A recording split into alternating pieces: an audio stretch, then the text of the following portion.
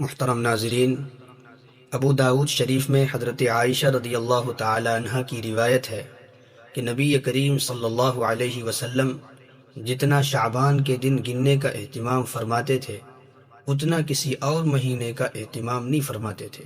پھر رمضان کا چاند دیکھ کر روزہ رکھتے۔ اگر مطلع ابر آلود ہوتا یعنی آسمان صاف ستھرا نہ ہوتا اور چاند نظر نہ آتا تو 30 کا عدد پورا فرماتے تھے۔ اس حدیث سے معلوم ہوا کہ 29 شعبان کو رمضان المبارک کا چاند دیکھنے کا اہتمام کرنا چاہیے۔ یہ نبی کریم صلی اللہ علیہ وسلم کی سنت ہے۔ اس لیے ناظرین، آج 29 شعبان کو رمضان کا چاند دیکھنے کا اہتمام فرمائیں تاکہ ایک سنت زندہ ہو۔